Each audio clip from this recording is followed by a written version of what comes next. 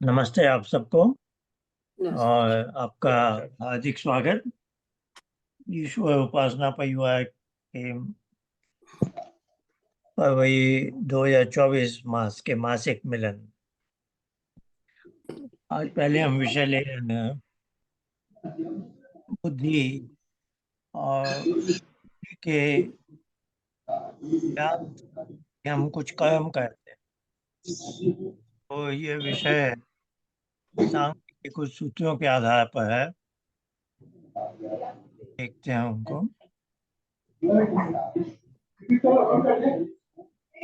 मैं screen share कर रहा हूँ।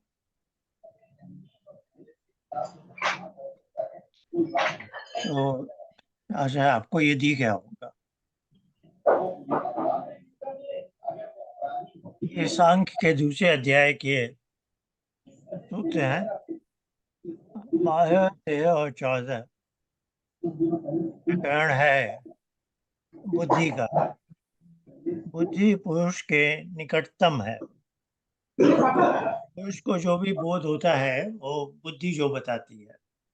बुद्धि की परिभाषा उन्होंने दी अध्यवसाय। यहाँ दो पद हैं। पद तो असल में अवसाय है, लेकिन एक उपसर्ग लगा है अधि।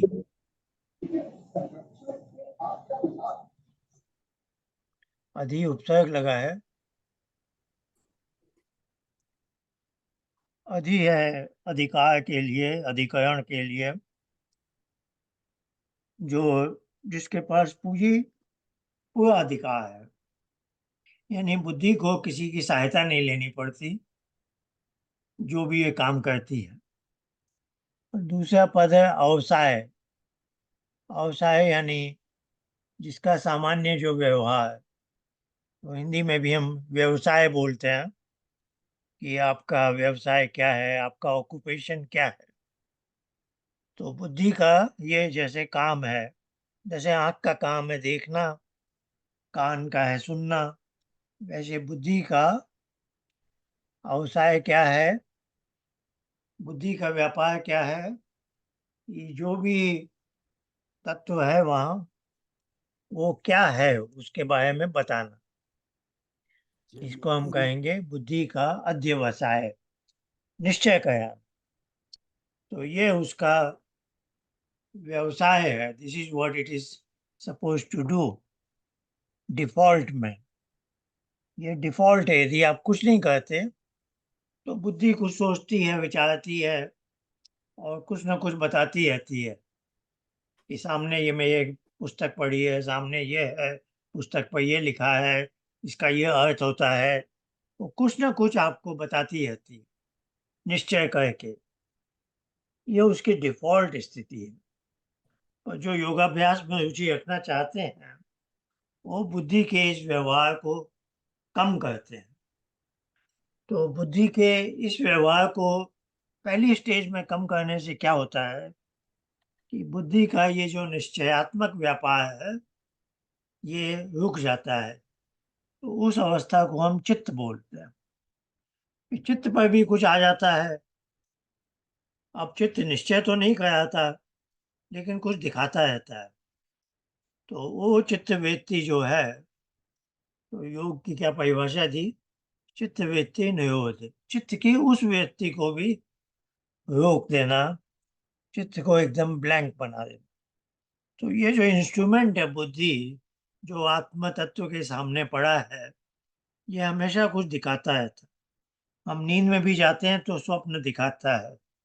तो कुछ ना कुछ ये करता रहता है। और ये उसकी डिफॉल्ट में क्या है, वो निश्चय कहलाता है। तब ये बुद्धि है ना। तो बुद्धि ज्ञान का प्रकाश, बुद्धि प्रकृति से बनी है तो त्रिगुणात्मक है। यानी उसमें सत्व भी है, रजस भी है, तमस भी है। तो बुद्धि का मुख्य व्यापार निश्चय कराना है, ज्ञान का प्रकाश देना है। तो बुद्धि सत्व प्रधान है, यानी उसमें सत्व का अनुपात बहुत अधिक है, रजस और तमस का अनुपात कम है। तो ये तीनों गुण होते हुए भी ये ईश्वर की ऐसी व्यवस्था है कि कभी कभी है ये सत्व प्रधान, लेकिन ये रजस प्रधान, रजस प्रधान तो नहीं बनती, पर इसका जो रजस है वो प्रभावी हो जाता है। तो रजस जब प्रभावी हो जाता है तो हम कर्म की ओर उन्मुख होते हैं, है ना। खड़े हो जाते हैं, चलने लगते हैं, हाथ पैर हिलाते हैं, बोलने लगते हैं। ये हमारी कर्मेंद्रियां हैं, इनको हम चलाने लगते हैं। और कभी कभी क्या होता है, तमस हावी हो जाता है। तमस हावी हो जाता है तो हमें बिस्तर पर जाकर लेटने की इच्छा होती है ना। तो इसको पतंजलि ने योग सूत्र में क्या बताया, प्रकाश क्रिया स्थिति शीलम। ये दूसरे अध्याय का 17वां 18वां सूत्र है ना। कि प्रकृति क्या है, भोग और अपवर्ग दिलाती है, और उसके मूल में है प्रकाश क्रिया स्थिति। यानी सत्व गुण ज्ञान का प्रकाश देता है, रजोगुण क्रिया में हमें संलग्न करता है, और तमस स्थिति स्थिर स्थिर कर देता है, स्थिति को उत्पन्न करता है, हम स्थित हो जाते हैं, लेट जाते हैं, सो जाते हैं ऐसे। तो पहले सूत्र का अर्थ है कि डिफॉल्ट अवस्था में, डिफॉल्ट, ये ध्यान रखने की बात है। यदि आप कुछ और नहीं करें तो बुद्धि अपना काम कर रही है, और इसीलिए योग में बैठने के लिए बुद्धि की इस डिफॉल्ट अवस्था को रोकना पड़ता है ताकि वो चित्त बन जाए। आप समझे ना। तो डिफॉल्ट में उसका क्या व्यापार है वो बता रहे हैं। अध्यवसायो बुद्धि, जो कुछ भी हमारे इंद्रियों को पता चल रहा है, पांच बुद्धि इंद्रिय हैं, ज्ञानेंद्रिय हैं, उसका वो निश्चय कराती है ना। ये हो गया 12वां सूत्र।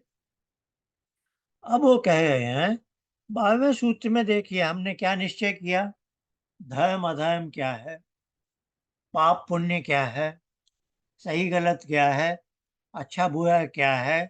ये सारे द्वित्व हैं। ये द्वित्व यहाँ तक है कि यह जो फूल है, ये गुलाब है या गेंदा है, ये सारे द्वित्व को, दो चीजों की जो संभावना है उनमें से उनका भेद बता देना, है ना। ये गुलाब ऐसा होता है, गेंदा ऐसा होता है, और सामने दिख रहा जो फूल है वो गुलाब से मेल खाता है, इसलिए हम उसे गुलाब का निश्चय कराते हैं। तो इस तरह के जो भी भेद हैं ये बताती है डिस्क्रिमिनेशन का, है ना। तो ये है अध्यवसायो बुद्धि। ये जब सत्व प्रधान है तो ध्यान देने की बात है, सत्व प्रधान बुद्धि ज्ञान का विवेक करा रही है, तो धर्म और अधर्म दोनों का भेद बताती है, सत्य और असत्य दोनों का भेद बताती है।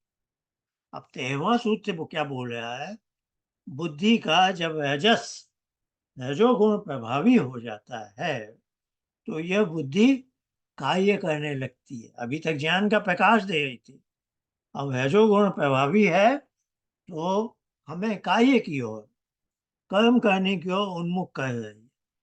तो कैसे कर्म है, धर्मादि, धर्म की ओर उन्मुख कर रही है। धर्म और अधर्म दोनों को जानती है, लेकिन डिफॉल्ट अवस्था में जो बुद्धि हमें मिलती है वो हमें धर्म करने की ओर उन्मुख करती है। आप समझ रहे हैं ना इस बात को।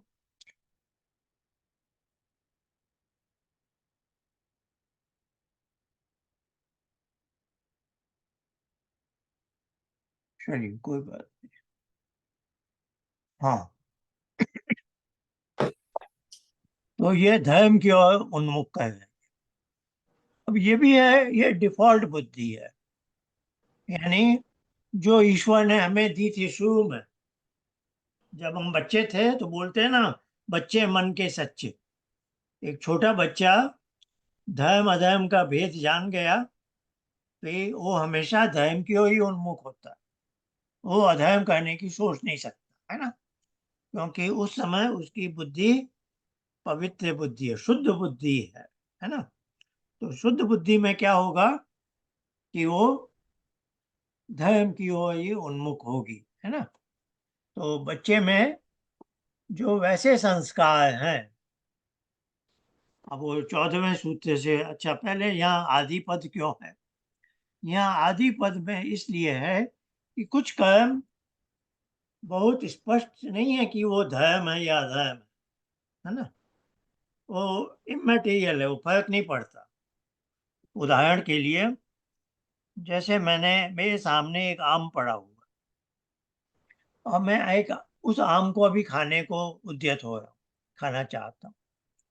अब खाम आम आप खा सकते हैं, एक चाकू लेकर काट कर अच्छी तरह से छील कर और टुकड़े करके एक काँटे से लेकर अच्छी तरह से। दूसरा है उसी को दबा-दबा के आप चूसने लग गए। अब कर्म तो आम को काट के खाना है या चूस के खाना है, इसमें न धर्म है, न अधर्म है। आप किसी का भला भी नहीं कर रहे, किसी को हानि भी नहीं पहुँचा है ना? धर्म तो वो होता है जिसमें किसी को अहिंसा परमो धर्म, जिसमें किसी को हम दुःख नहीं देते, हार्मलेसनेस बोलेंगे इसको, है ना? हम जब किसी को दुःख नहीं दे रहे, तो वो धर्म हो गया। जब हम किसी को दुःख पहुँचा देते हैं, तो हो गया अधर्म।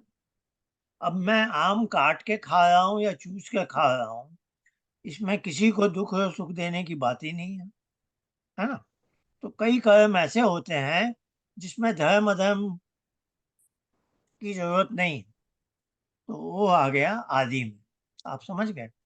तत्कार्यम धर्मादि।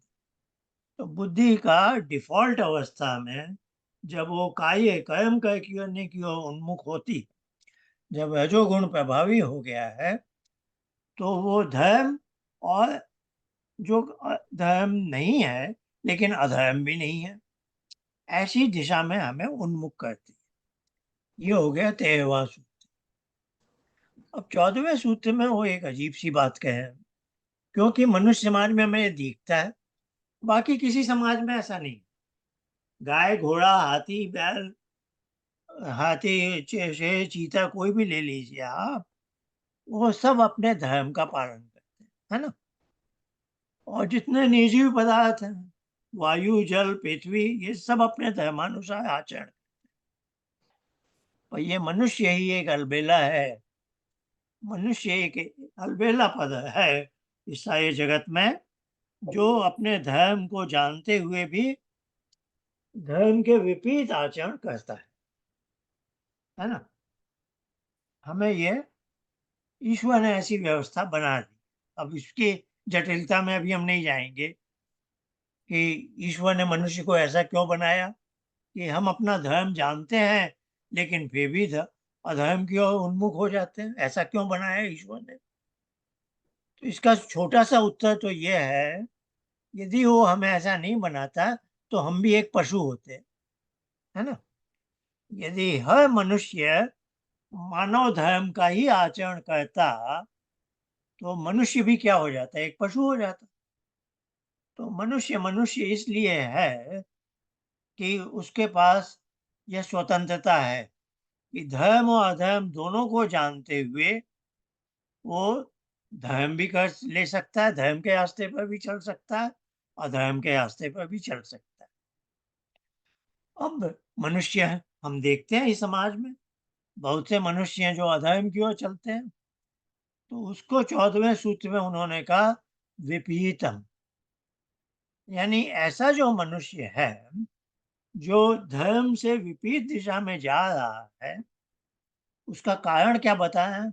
उपरागात, कि उसके अहंकार में जो कुछ संस्कार हैं, राग द्वेष वाले संस्कार हैं, उस राग द्वेष के संस्कार के बलवान होने के कारण उसकी बुद्धि दूषित हो गई, है ना? अब मैं एक अंतिम पंक्ति दिखा रहा हूँ,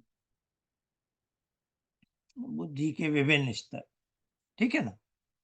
तो बुद्धि के स्तर बाएँ से दाएँ बुद्धि अच्छी बुद्धि होती है। तो डिफ़ॉल्ट में मैंने बताया ना, हम बुद्धि लेकर पैदा होते हैं, बच्चे बुद्धि ही वाले। बच्चे की बुद्धि में दूषित बुद्धि नहीं होती।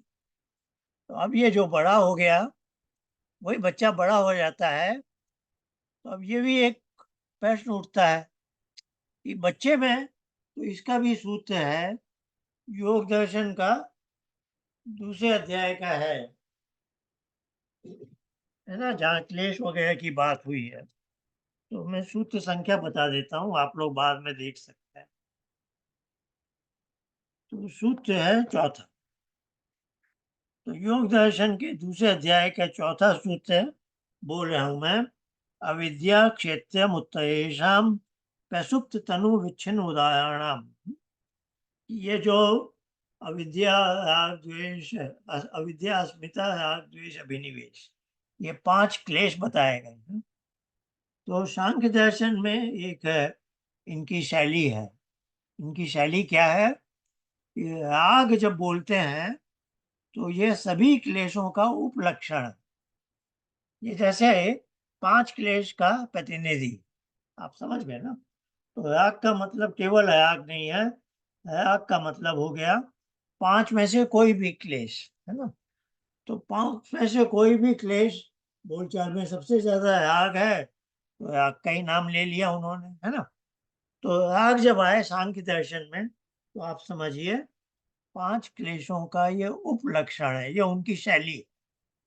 तो अब 14वें सूत्र में वो क्या कहते हैं कि ये जो हमारे संस्कार हैं, तो अच्छे और बुरे दोनों संस्कार बुद्धि के बगल में ही है अहंकार, उसमें पड़े रहते हैं। वो हमारा स्टोरेज डिवाइस है, स्टोर। तो वहाँ सभी तरह के संस्कार हैं। तो हम पिछले जन्म के वो भी लेके आए थे, ये जन्म जन्मांतर से चले आते।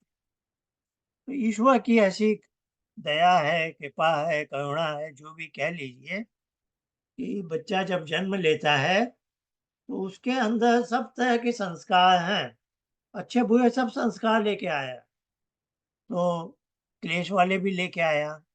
लेकिन ये जो मैंने सूत्र बताया, तो पतंजलि ने कहा हमारे क्लेश जो है उनकी भी 4 अवस्था बताया। प्रसुप्त है यानी सोए हुए हैं, तनु है यानी बहुत छोटे हैं, बहुत तनु, टाइनी मात्रा में, है ना। फिर क्या बताया? विच्छिन्न उदार। अब मैं इसमें विस्तार से नहीं जाने वाला, मुझे बस पहले शब्द से मतलब था प्रसुप्त है। तो बच्चे के अंदर वो जो राग आदि के बहुत सारे संस्कार, सब संस्कार तो नहीं पर बहुत सारे संस्कार प्रसुप्त होते हैं।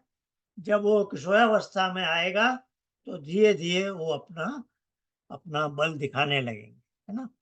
तो अभी हमने बात की कि ये जो राग आदि के संस्कार बुद्धि पर आ जाते हैं, उससे बुद्धि दूषित हो जाती है यदि आप उनको कम ना कहें। तो डिफॉल्ट में क्या होगा? आप बैठे हैं, आपको योग साधना से मतलब नहीं, उपासना से मतलब नहीं, स्वाध्याय से मतलब नहीं, आप जीवन ऐसे ही, जिसको संसार चक्र हम बोलते हैं ना, आप संसार चक्र में लगे हुए हैं। तो ये राग द्वेष के संस्कार बढ़ते जा रहे हैं, बढ़ते जा रहे हैं, क्योंकि आपने उनको कम करने के लिए कुछ योगाभ्यास तो किया नहीं। अब ये बढ़ते जा रहे हैं तो ये अपनी कयामत दिखाते हैं। क्या कयामत दिखाते हैं? धीरे धीरे बुद्धि पर हावी हो जाते हैं और बुद्धि का कैरेक्टर ही बदल दिया। तो जो डिफॉल्ट में आप शुद्ध बुद्धि लेके आए थे, अब वो दूषित बुद्धि होगी। अब दूषित बुद्धि को इन्होंने, कपिल ऋषि हैं, बहुत महान ऋषि हैं, इनका महर्षि नहीं है, इनको कहा जाता परमर्षि। ही इज द ओनली ऋषि जिसके बारे में कहते हैं परमर्षि, यानी ऋषियों की जो श्रृंखला है उसके भी ये परे है। तो कपिल का इतना मान है हमारे हमारी संस्कृति में। तो महर्षि कपिल ने क्या कहा? महर्षि कपिल अब बोल रहे हैं, इस जो इंस्ट्रूमेंट को आपने दूषित कर दिया, अब इसको बुद्धि नहीं कहा जा सकता, क्योंकि बुद्धि बुद्धि वही है जो धर्म की ओर उन्मुख है। तो इन्होंने उसका नाम दे दिया महत, है ना। तो महत था भी है। असल में वो जो पार्टिकल है जो हमारा बुद्धि जैसा काम करता है, वो सामान्यतः महत है, सबसे छोटा पार्टिकल है। तो इन्होंने अब उसको बोल दिया ये महत मात्र है। ये उनकी शैली है कि अब वो उसे बुद्धि नहीं बोल रहे हैं, कोई तीसरा नया नाम भी नहीं लाना चाहते, तो उसे महत बना दिया। लेकिन ये अभी भी सत्व प्रधान है, क्योंकि दुष्ट व्यक्ति की बुद्धि दूषित है, लेकिन वो भी उसको ज्ञान का प्रकाश डिफ़ॉल्ट में देती है, उसको धर्म-अधर्म बताती है। लेकिन ये जो दूषित बुद्धि है, ये जब कर्म का अवसर आता है, तो अधर्म की ओर चलाने को उसको दिशा निर्देश देती है, उन्मुख करती है। तो ये पहला प्रकरण आज का तो हमारा ये है कि ये जो बुद्धि हम शुद्ध बुद्धि लेके आए हैं, ये अशुद्ध हो जाती है और फिर इसको महर्षि कपिल ने इसका नाम दिया है ये एक प्रकरण हो गया। ये डायनामिक्स बता रहे हैं कि बुद्धि के अंदर कैसे परिवर्तन है। अब बुद्धि में ये जो दोष आया है, इसको पतंजलि ने, मैं सूत्र बता दूं, जहाँ अष्टांग योग शुरू होता है ना, तो तीसरे अध्याय दूसरे अध्याय का साधन पाठ, दूसरे अध्याय का जो है 28वां सूत्र है ना, जहाँ अष्टांग योग की बात आने वाली। तो 28वां सूत्र दूसरे अध्याय का क्या बोला है? योगांगा अनुष्ठानात अशुद्धि क्षय, है ना। वो कहे हैं अष्टांग योग का अभ्यास आप करोगे, उसके 8 अंग अगले 29वें सूत्र में बताते हैं, यम नियम आसन। और 28 सूत्र में क्या कहे हैं? अष्टांग योग का आप अनुष्ठान करोगे तो अशुद्धि क्षय, अशुद्धि का क्षय हो जाएगा। आप समझ गए ना? तो ये है वो अशुद्धि जो यहाँ प्रवेश कर गई। यदि आपने राग द्वेष के संस्कार कम नहीं किए, वो बलवान होते-होते आपका बुद्धि ही आपकी बुद्धि को ही दूषित कर दे। अब बुद्धि बहुत सूक्ष्मतम पार्टिकल है, उसमें कुछ चिपकता नहीं है, कुछ उससे लगता नहीं है, उसके ऊपर धूल नहीं आ सकती। तो वो कैसे दूषित होती है? वो यानी इंटरनली ही दूषित हो जाती है। वो एक अंदर से अंदर ही उसमें कुछ गंदगी आ गई। अब वो गंदगी योगाभ्यास से ही हटेगी। तो वो हम देख रहे हैं अब। उसी का उसी का वर्णन है ये 33वां। ये भी सांख्य के दूसरे अध्याय। अब यहाँ पर है, प्रकरण आ गया है, ये बुद्धि पर क्या-क्या उपस्थित हो गया। अब यहाँ से ऋषि हमें बताना चाह रहे हैं कि ये बुद्धि, आखिर तुम इसके स्वामी हो। बुद्धि तुम्हारी स्वामित्व में है ना? जैसे आप टैक्सी में चढ़ते हो, चलते बैठते हैं, तो आप ड्राइवर से ये थोड़ी कहते हो जहाँ मन हो ले जाओ। आप उसे आदेश देते हो, है ना? तो वैसे ही, क्योंकि आप स्वामी हैं उस समय उसके वाहन के। वो आपका इंस्ट्रूमेंट है, वो जहाँ आप कहेंगे वहाँ ले जाएगा। वैसे ही बुद्धि भी हमारा इंस्ट्रूमेंट है। हाँ, ये बहुत प्रभावकारी है, बहुत पावरफुल इंस्ट्रूमेंट है। पर यदि हम स्वामी हैं, तो हम इसका क्या प्रमाण है?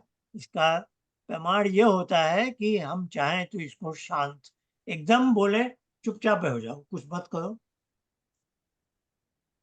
और वही तो योगाभ्यास है। तो इस सूत्र से अब ऋषि हमें बता रहे हैं कि इस बुद्धि के जो व्यापार है, बुद्धि पर जो कुछ भी आया वो बुद्धि की वृत्ति है। उस वृत्ति से हम निवृत्त भी हो सकते हैं। तो अब कह रहे हैं कि बुद्धि पर जो भी वृत्ति आई है, बुद्धि जैसे एक दर्पण है, कुछ दिखा रही है हमें। हम बोल सकते हैं कि कुछ भी मत दिखाओ मुझे, एकदम ब्लैंक हो जाओ, हम बोल सकते हैं। और वही अभ्यास करने के लिए वो हमें प्रोत्साहित कर रहे हैं। क्या कहे हैं?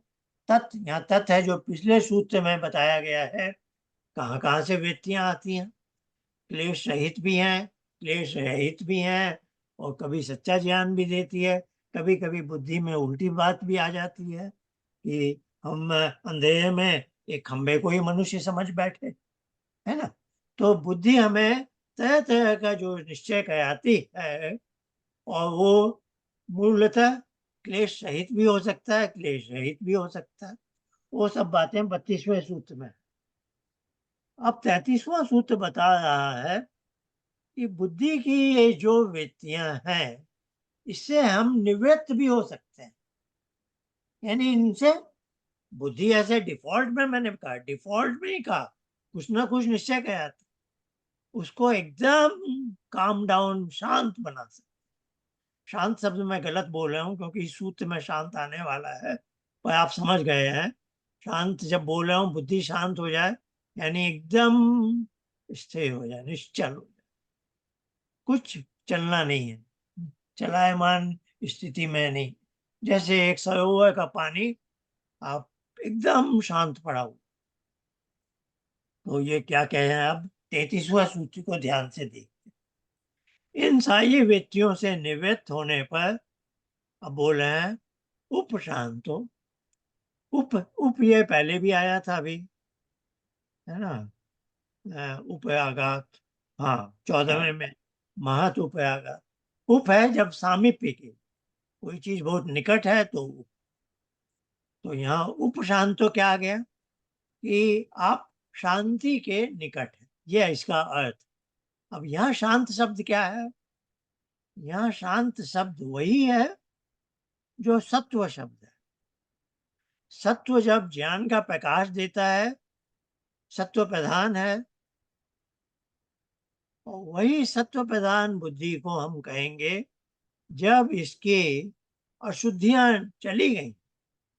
और ये वास्तव में शुरू में जो स्टार्टिंग पोजीशन में जो इसका सत्व प्रधान स्टेटस था उस पर आ गई है, तो हम कहेंगे ये बुद्धि शांत अवस्था में। इसका क्या अर्थ है, इसका देखिए, 12वीं वाली बुद्धि 14वें में क्यों भटक गई, क्योंकि उसमें अशुद्धि आ गई। अशुद्धि आने पर भी वो सत्व प्रधान, लेकिन सत्व का अनुपात कम हो गया। सत्व का जो अनुपात कम हो गया है, तो अब ऋषि हमें समझा रहे हैं कि इन वृत्तियों से निवृत्त होने का जैसे जैसे अभ्यास करोगे तो लाभ होंगे। क्या लाभ होंगे, अब लाभ की वो दो श्रेणियां बताए। एक पहली स्टेज है, पहले चरण में क्या लाभ होगा कि तुम्हारी बुद्धि उपशांत हो जाएगी। इसका अर्थ मैं बाद में बताऊंगा क्या है। दूसरे चरण में क्या लाभ होगा, उसका जो राग है, राग तो बुद्धि में नहीं है, बगल में अहंकार में बैठा है, पर बुद्धि में इतनी ताकत आ जाएगी जैसे जैसे निवृत्त होगे कि अहंकार का राग भी जो समीप है वो भी धीरे धीरे नष्ट होता जाएगा। तो दो चरण में लाभ बताया, और ये चरण की पराकाष्ठा क्या है अंत में, पराकाष्ठा यह है कि आप अपने स्व में स्थित हो जाओगे। अभी तक आप खाली बुद्धि को ही निहारते थे, हमेशा बुद्धि जो बताती थी वो थी, अब आप अपने आप को देख सकोगे। तो इतनी सारी बातें 33वें सूत्र में बताई गई कि जैसे जैसे आप बुद्धि की वृत्तियों से निवृत्त होने का में सफलता पाएंगे, तो पहली स्टेज है आपकी बुद्धि का कैरेक्टर बदल जाएगा। क्या बदल जाएगा, वो जो 12वीं से 14वीं में आ गई थी अब वो वापस 12वीं में पहुंच जाए, वापस 13वीं में पहुंच जाएगी। यानी जैसे बच्चे की शुद्ध बुद्धि है, आपकी बुद्धि शुद्ध हो जाए। अब शुद्ध बुद्धि को उन्होंने शांत क्यों बोला, शांत इसलिए बोला कि सत्व रजस तमस के तीन अर्थ और भी। शांत, अभी घोर मैंने और मूड। अभी मैंने पतंजलि के दूसरे अध्याय के 18वें सूत्र से बताया प्रकाश की यह स्थिति। अब एक और अर्थ है जो इसी के व्यास भाष्य में आता है, शांत घोर मूड, मूड। है ना, शांत घोर मूड। सत्व का अर्थ है शांत, रजस का है घोर यानी टर्बुलेंस है वहां, और तमस का अर्थ है मूड, मूडमती जिसको कहते हैं, जिसको जितना ही समझाओ समझ में नहीं आता। तो शांत घोर मूड वाला जो अर्थ है वो उन्होंने यहाँ रखा है कि अब बुद्धि वापस 13वीं वाली हो जाएगी, जो सत्व की अधिकतम जो मात्रा थी वहां पर उसकी पराकाष्ठा आ जाएगी। ये हो गया आप जैसे जैसे अपने बुद्धि की वृत्तियों से निवृत्त। अब बुद्धि और चित्त एक ही बात है। तो 33वें में बुद्धि और चित्त दोनों शब्द आएंगे कि बुद्धि से वृत्तियों को आपने बुद्धि का व्यापार हल्का किया तो चित्त बना दिया।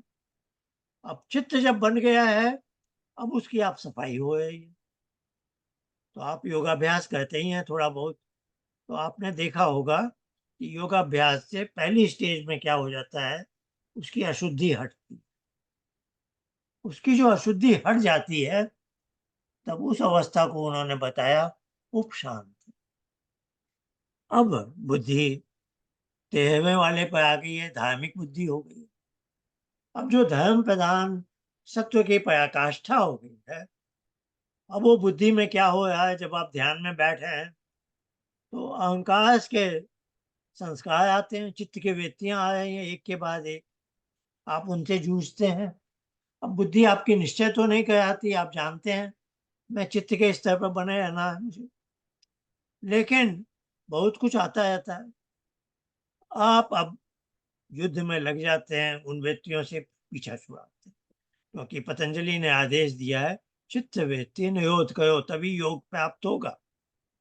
तो अब आप सेकंड स्टेज पर जब चित्त के वृत्तियों का निरोध करने में सफल होते हैं, तब धीरे धीरे क्या होता है, जिस अहंकार में राग यानी क्लेश के संस्कार वृत्तियां भेजते थे, वो क्लेश के संस्कार धीरे धीरे कम होते जाते हैं। इसका सूत्र क्या है, इसके दो सूत्र बता रहा हूं। एक तो है पतंजलि का दूसरे अध्याय का साधन पाद का दूसरे अध्याय का दूसरा। वो कहे हैं क्रिया योग से क्या लाभ है, समाधि भावनार्थ क्लेश तनु करणार्थ, क्लेश तनु हो गए, है ना। तो मैंने चौथे सूत्र में भी बताया था, क्लेश की 4 अवस्थाएं, प्रसुप्त तनु विच्छिन्न उदार। तो अब ये हमें दूसरा सूत्र बता रहा है कि क्रिया योग करने से, क्रिया योग भी योग के अंतर्गत है, ये सब हम योग की चर्चा करें, उससे क्या बोल रहे हैं, क्लेश कम हो जाता है। और सांख्य में ये बात कहाँ कही गई, सांख्य में 30वें अध्याय में तीसवां 30वें अध्याय का 30वां सूत्र क्या कहता है, रागो पहति ध्यानम, है ना। तो सांख्य में मैं पहले ही बता चुका हूं, राग है क्लेशों का उपलक्षण। उपहति, उपहति यानी सीधे नहीं, सीधे हम ध्यान तो करें बुद्धि में, बुद्धि में थोड़ी राग पड़ा है जो उसका हति यानी हनन, हत्या हो रही है। हनन करना यानी उसको एकदम ही खत्म कर देना। तो उपहति क्यों कहा, उपहति इसलिए कहा कि राग बैठा हुआ है बगल में अहंकार में, तो उप हमेशा मैंने कहा सामीप्य के अर्थ में है। तो आप ध्यान तो कर रहे हो, बुद्धि की वृत्ति चित्त की वृत्तियां हटा रहे हो, लेकिन बगल में जो अहंकार पड़ा है, वहां जो राग आदि क्लेश के संस्कार हैं, उनका हनन होता है। तो ये बात आई उपराग, वहां से राग को पकड़ पकड़ के हटाया जाता है और वापस प्रकृति के समुद्र में फेंक भेज दिया जाता है ना।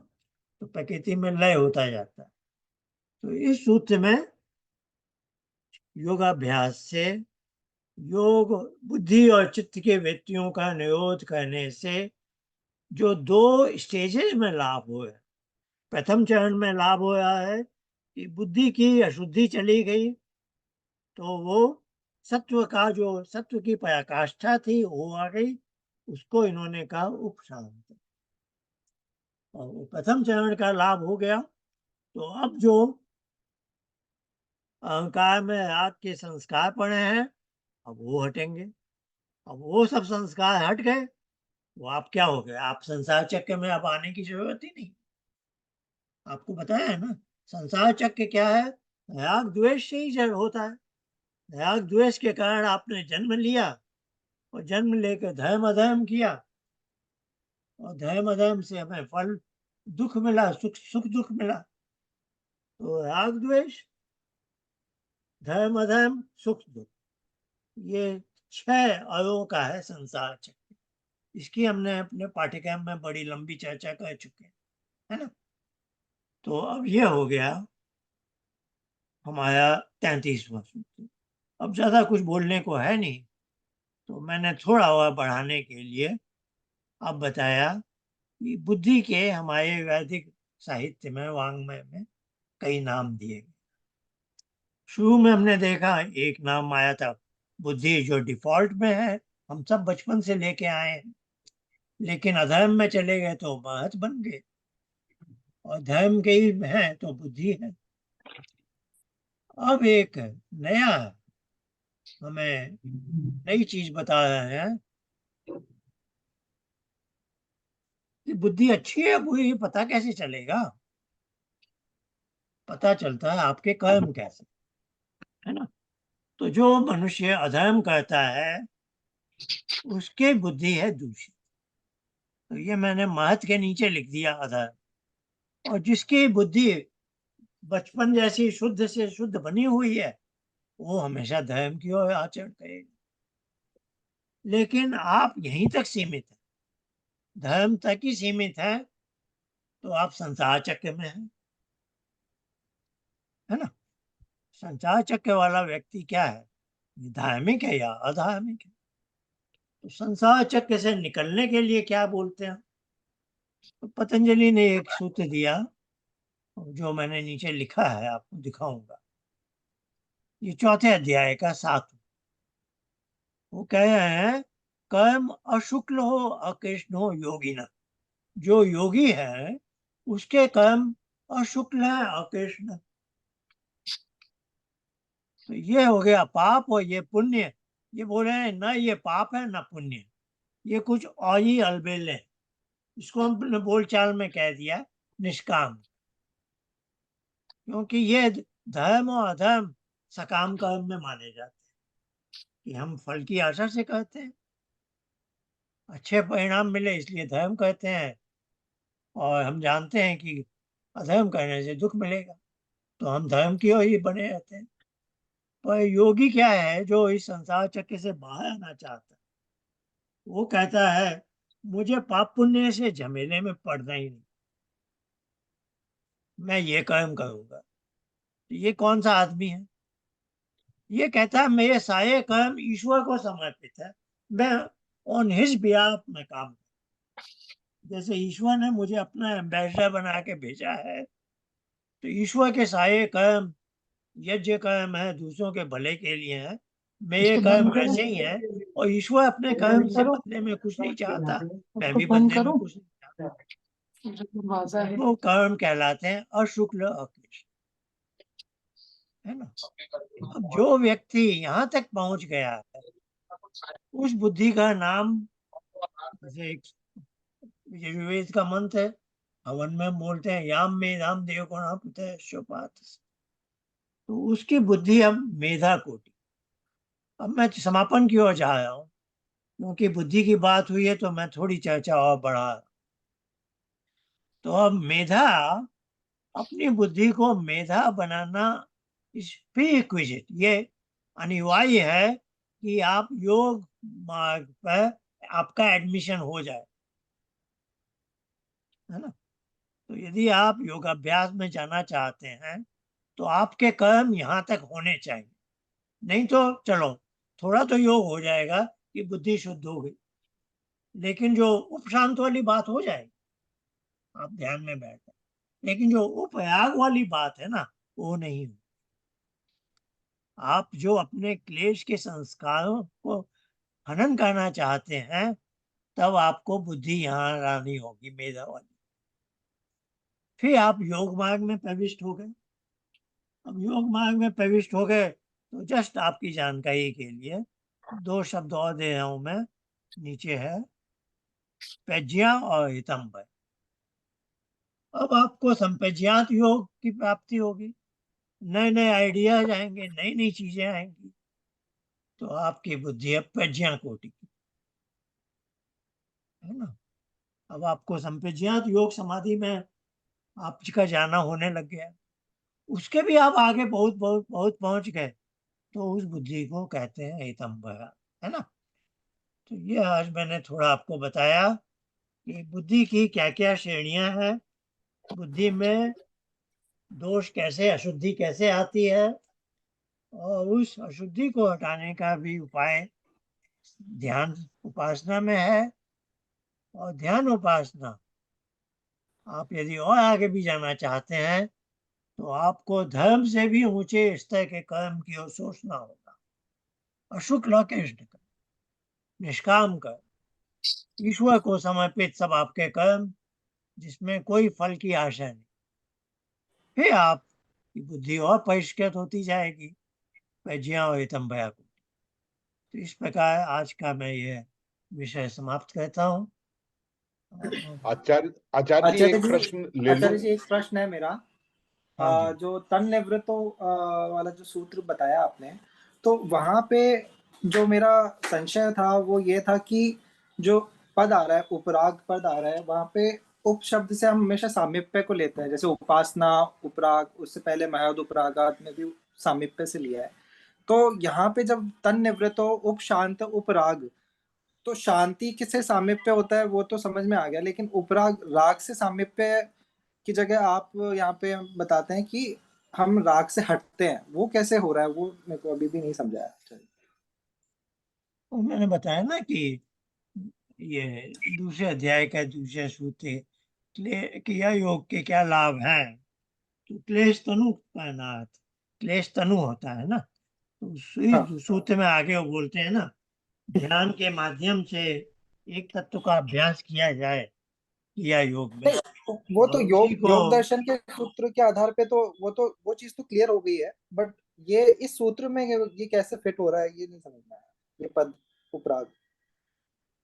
ये जो सांख्य सूत्र दिखाया था उसमें हाँ हाँ हाँ। वो ऐसे हुआ कि ये, इसको हम ऐसे भी देख सकते हैं, ये छठे अध्याय में भी आता है, लय विक्षेप ऐसे करके। 8, number 8. छठे अध्याय का भी सूत्र है, We are बताता हूँ मैं। section 2, number 8, I think, or number 9. छठे अध्याय में, हाँ, 30वां सूत्र, लय विक्षेपयो व्यावृत्ति आचार्य। Yeah. तो ये मैंने आपको बाद में या पाठ्यक्रम में बताया है कि मैंने एक दृष्टांत देने की कोशिश की, जैसे अहंकार को एक कागज समझें, और कागज पर एक रेखा है, वो है जैसे संस्कार। Frankly तो speaking, I would like to say that more you get into it, more knowledge you get, you keep on repeating it. It's not that once you read it and you'll understand, because that is very short class, but it is very engaging. And time flies there, I don't know where the time goes there.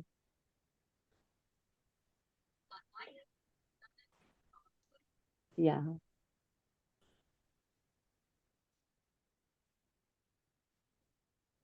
एक minute, आप लोग जो बोल नहीं है ना, mute हो, ये बीच में आवाज नहीं आए।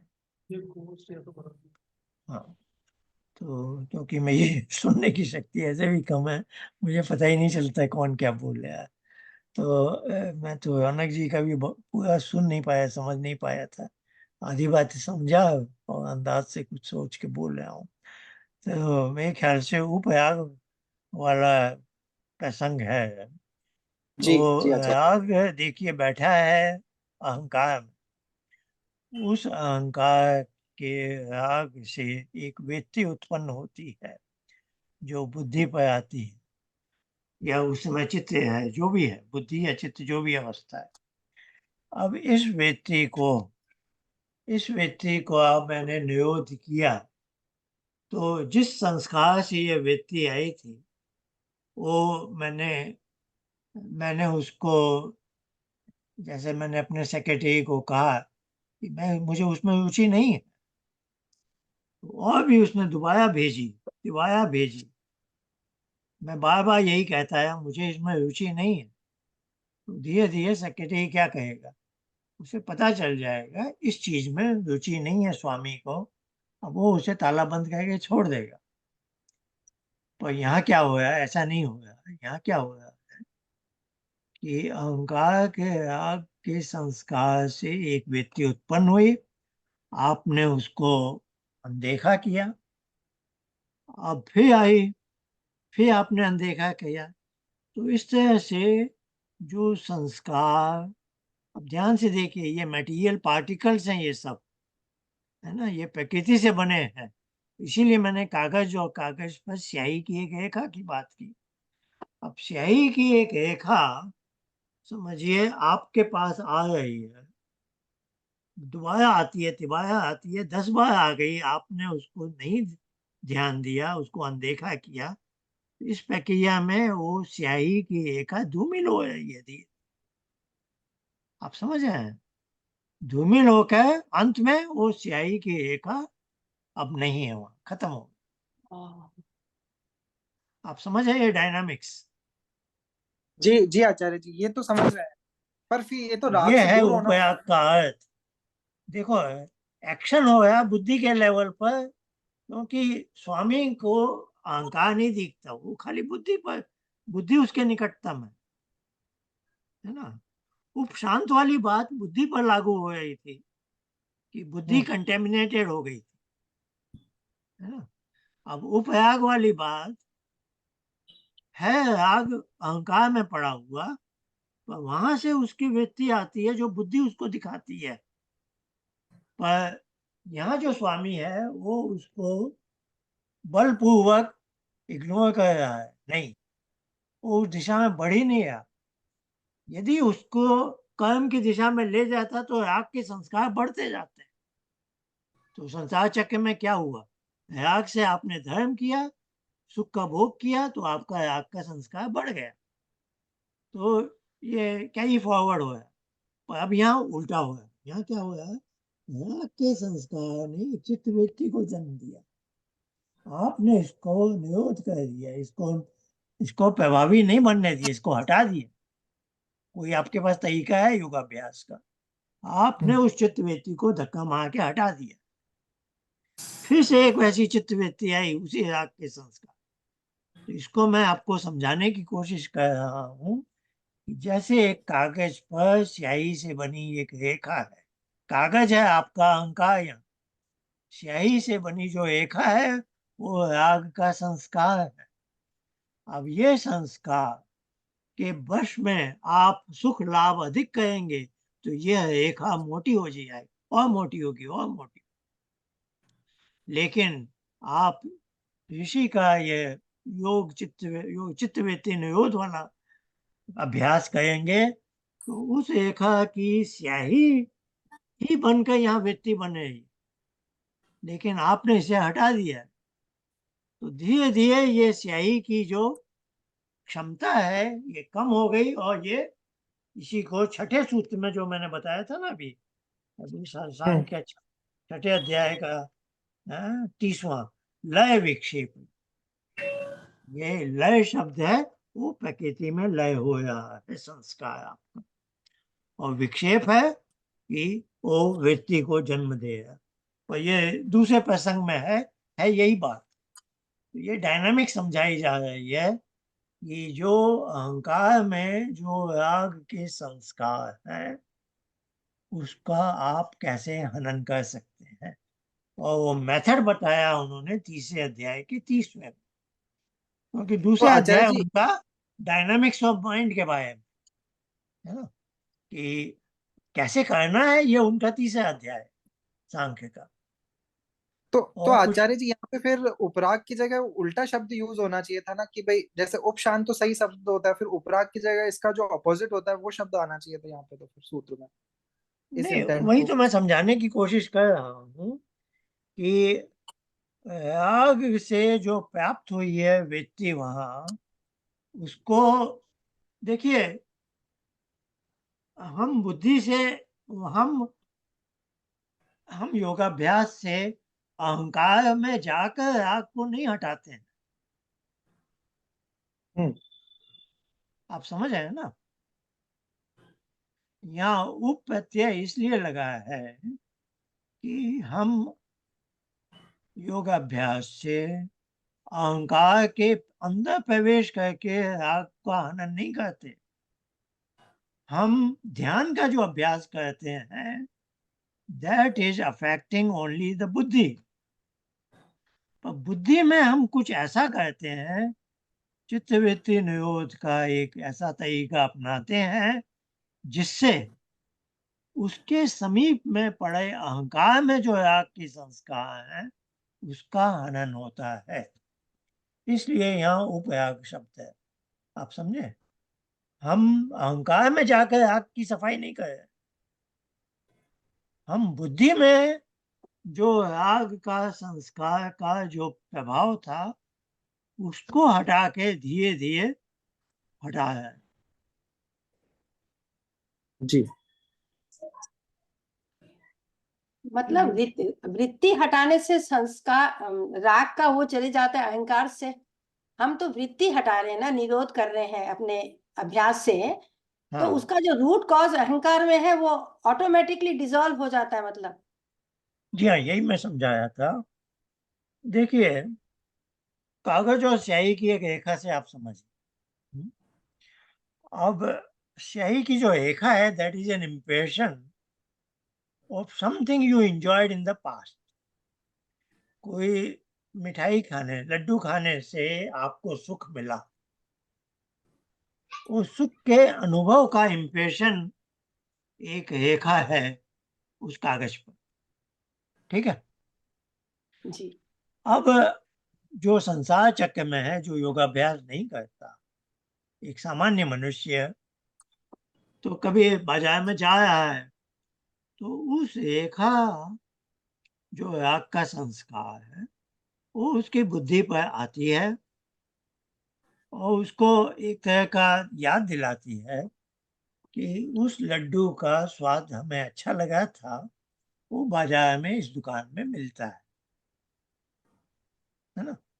तो वो मनुष्य क्या करता है, हाँ वहां से फिर खरीद के लाया, फिर घर में उसने लड्डू खाए। अब ये लड्डू फिर दोबारा खाएगा तो वो जो संस्कार की रेखा थी वो मोटी हो जाएगी, उसके ऊपर और लेयर चढ़ेगी और मोटी होती। ये हो गया संसार चक्र, ठीक है। अब इसके ऑपोजिट की हम बात करें कि मनुष्य अब संसार चक्र से निकलना चाहता है, योगाभ्यास करता है, तो ध्यान का अभ्यास करने से अब इस रेखा के साथ क्या हो रहा है ये हम डायनामिक समझना चाहते हैं। अब आज जो रेखा है वो स्याही है, वहाँ एक इंटेंसिटी है उस लाइन, वो जो रेखा उस कागज पर है। अब आप आंख बंद करके ध्यान में बैठे, आप बुद्धि से चित्त के लेवल पर आ गए, लेकिन चित्त पर एक तरह का प्रोसेशन आता जाता है, एक वृत्ति आती है, दूसरी आती है। अब समझिए उसी संस्कार, उसी लड्डू के स्वाद से जो आपको सुख मिला था, वो वो वाली चित्तवृत्ति आई आपके पास। जी। अब तो आप बाजार से लड्डू नहीं खरीदे, अब आपने क्या किया कि उसको हटा दिया, उस चित्तवृत्ति को हटा दिया। बट इन द प्रोसेस कि उस संस्कार ने एक चित्तवृत्ति भेजी, थोड़ी तो उसकी स्याही खपी ना, थोड़ी तो स्याही खपी तभी तो वहां चित्तवृत्ति बनी। जी। और आपने लड्डू नया खाने का कुछ हिसाब नहीं किया तो उसकी स्याही थोड़ी तो एग्जॉस्ट हो गई है, और उसने आपने उसे प्रभावी नहीं होने दिया, यू यू इग्नोर्ड इट, है ना। ध्यान के अभ्यास में चित्तवृत्ति निरोध किया आप, फिर उसने भेजी थोड़ी दिन बाद, फिर भेजी, फिर तो धीरे धीरे वो स्याही अपना एग्जॉस्ट होती जा रही है, आपको रिमाइंडर भेजती जा रही है, आप कुछ एक्शन ले नहीं रहे हैं, तो एक समय ऐसा आएगा वो स्याही खत्म हो, वो रेखा ही खत्म हो। आप समझ रहे हैं। जी। तो ये मल्टीपल है टाइम्स वो आ रही है, उपराग। मल्टीपल टाइम्स आ रही है तो वो रेखा जो है लाइट एंड लाइट हो गई हाँ, है बेसिकली। लाइटर लाइटर होती जा रही है, वो अपना प्रभाव बुद्धि पर दिखा रही है, चित्त पर वृत्ति बना रही है, लेकिन आप उसको इफेक्ट, उसका प्रभाव नहीं होने दे रहे हैं, आप उस चित्त वृत्ति को हटा देते हैं। तो धीरे धीरे वो रेखा धूमिल हो गई, एकदम फेड अवे हो जाएगी, है ना। फिर एक समय आएगा वो संस्कार है ही नहीं हुआ। तो ये संस्कार हटाने का, इसीलिए हमारी वैदिक संस्कृति महान है कि और कोई रास्ता है नहीं इसका, और कोई तरीका है नहीं। चलिए अब आप, आ- हम आगे आचार्य चलते जी, हैं, और एक कोई छोटा प्रश्न सा इसके सवाल। बाद। हाँ, आचार्य जी, ये आपने बुद्धि के जो 3 स्तर दिखाए, जो सांख्य ध्यान उपासना जो पढ़ाया था आपने, उसमें सबसे पहले सांख्य डायग्राम में बताया कि बुद्धि और उधर 3 तत्वों से, सत रज तम से महत बनाया, और उस महत से मेरी बुद्धि बनाई। तो क्या महत जब बना तो उस समय वो अशुद्ध था, कि मेरी जो प्रथम स्थिति है बुद्धि की वो अशुद्ध दिखाई गई? आज के देखिए, मतलब मैंने कभी सुना नहीं था ऐसा आचार्य जी, कि महत सुनिए, अशुद्ध हो सकता है। नहीं नहीं, महत अशुद्ध नहीं होता। महत है, देखिए, सारा जगत जो बना है ना, ये सारा जगत ये प्रकृति से बना है। जी। तो प्रकृति का जो सबसे फंडामेंटल पार्टिकल है ना, वो है महत। महत। अब जगत में हर महत के हर अनुपात है, क्योंकि महत सत्व रजस तमस का है, जी। तो इसके इनफाइनाइट कॉम्बिनेशन है, जी। इनफाइनाइट कॉम्बिनेशन, और इनफाइनाइट प्रकार के महत से ये पूरा जगत बना। अब ईश्वर ने क्या किया, मुझे या मेरे आत्मा को एक बुद्धि देनी थी, तो उसने ये फंडामेंटल एक पार्टिकल लिया, महत।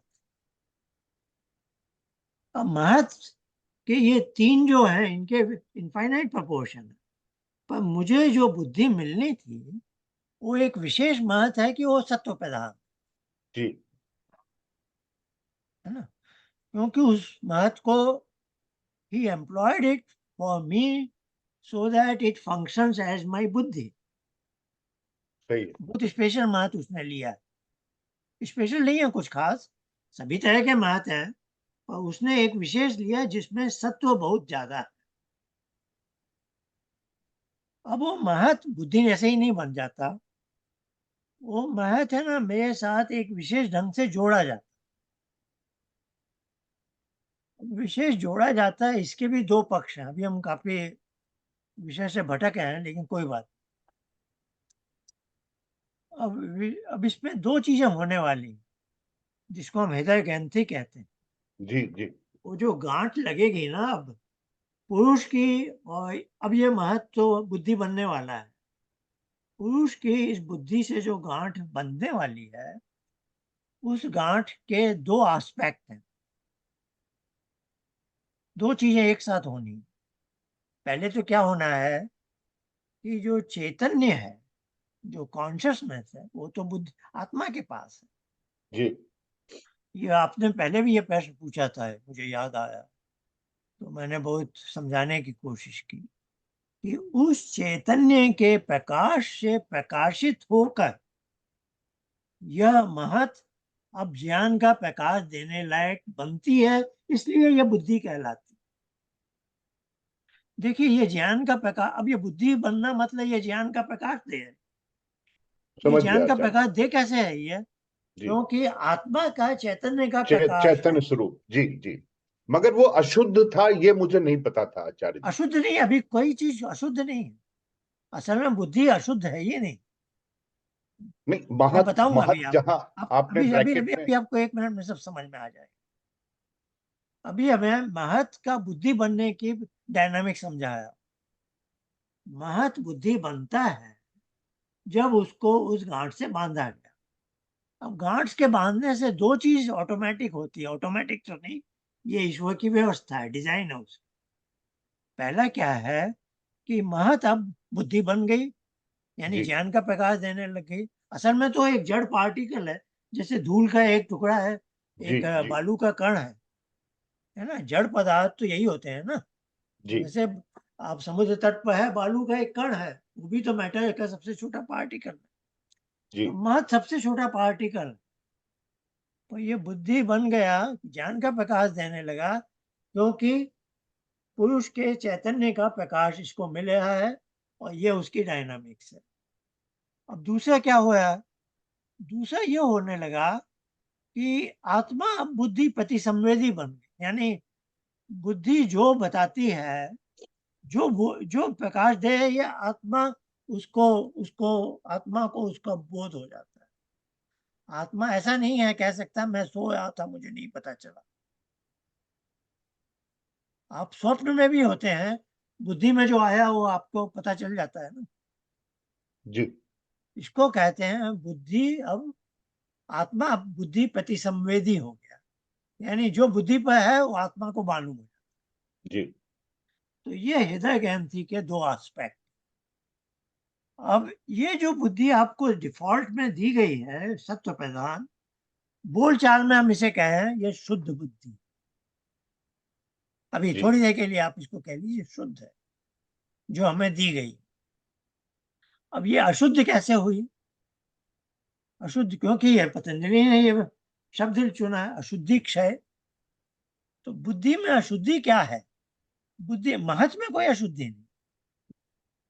महत तो इनफाइनाइट प्रकार के हैं, ऐसे भी महत बने होंगे जिसमें 99% तमस है ना। वो तो सत्व रजस तमस के अलग अलग अनुपात है।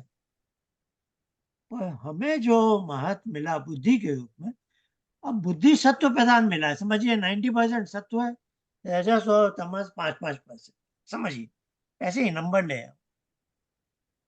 अब ये बचपन में मेरी बुद्धि ऐसी थी, अब मैं बहुत खुराफाती आदमी बन गया। खुराफाती आदमी बन गया तो मेरी बुद्धि अब क्या हो गई है? सत्व हो गया 70 जी और जी रजस और तमस हो गए हैं 15-15। नहीं, मैं आगे शुरू हुआ था आगे का 90-5-5 पर, अब आ गया वो 70-15-15। अब इसको हम बोलचाल में बोल रहे हैं कि बुद्धि ने अशुद्धि पकड़ ली है, जी, वो अविद्या से अशुद्ध हो रही है। अशुद्ध हो मगर रही है, क्योंकि जी उसका सत्व घट रहा है ना। जी जी और है अभी भी सत्व प्रधान, 70-15 में भी सत्व प्रधान ही है ना, जी ताकि अपना ज्ञान तो दे सके, नहीं तो बुद्धि बुद्धि ही नहीं है फिर तो बुद्धि की जो अशुद्धि से वो बुद्धि कंटेमिनेट हो रही है अंदर ही अंदर। जी जी ऐसे नहीं है कि उसके ऊपर कोई अशुद्धि, जैसे शीशे दर्पण पर तो धूल चढ़ गई, ये ऐसा नहीं है ना। क्योंकि बुद्धि महत जो पार्टिकल है ना, उसमें कुछ कंटेंट नहीं हो सकता है, इसीलिए अहंकार में कंटेंट होता है। संस्कार हम जी बोलते हैं ना, जी जी इट अहंकार कैन में हो होल्ड, सकते हैं। ये इट कुछ कैन होल्ड ये समथिंग। कुछ कंटेंट नहीं कर सकता है, कंटेंट इसमें हो ही नहीं सकता। ये बस तदाकार हो जाती है, ये ज्ञान भी होल्ड करके नहीं देती है, ये खुद ही वो बन जाती है। तभी बोलते हैं बुद्धि तदाकार हो। ये बहुत ही सबसे सूक्ष्मतम चीज। चलिए जी ये विषय लंबा हो गया, थैंक यू। बहुत हो गया। और अभी समय क्या हो गया, बहुत ज्यादा तो हो गया ऐसे, पर हम टालना नहीं चाहते, एक हमारा अभ्यास भी थोड़ा बना रहता है। वही हम ध्यान का जो सामूहिक अभ्यास है 8 मिनट का करते हैं हम। 3 बार वाचिक प्रणव, उसके बाद हम जानते हैं हमारे पास 2 उपाय। एक तो है रेचक के द्वारा श्वास को बाहर फेंक दिया और बस प्राणायाम नहीं करना, बाहर फेंकने के बाद ही हमें जो चित्त मिला है वो ब्लैंक चित्त मिल गया। और एक दूसरा उपाय क्या है? जब भी दूसरी अनचाही चित्तवृत्ति है तो हमने अपना ध्यान बोल दिया, मानसिक जप करो ओंकार का। तुम वहां से चित्तवृत्ति लाते हो, इसके बदले उसको एक काम दे दिया, तुम जप करो ओंकार का, है ना। तो उसका ध्यान ही बढ़ा दिया। तो ये 2 उपाय हैं हमारे पास, जो आपको पसंद आए कीजिए, लेकिन हमारे अंतिम है सुषुप्ति जैसी ब्लैंक स्टेज को जाओ, है ना? तो एकदम ब्लैंक तो नहीं मिलती इतनी आसानी से, पर उस दिशा में हम जाना चाहते हैं, तो कम से कम वहाँ हलचल हो। आइए 3 बार वाचिक जप। ओम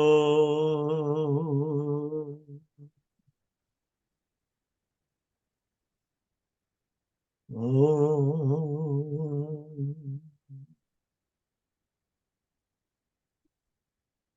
ओम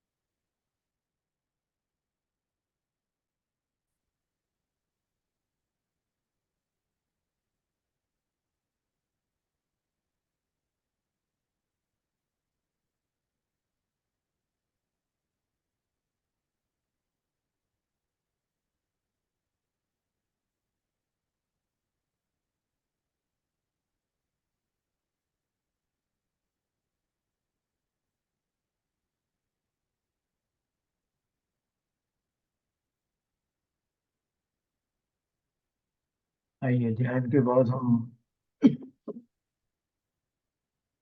दूसरे भाग में चलते हैं।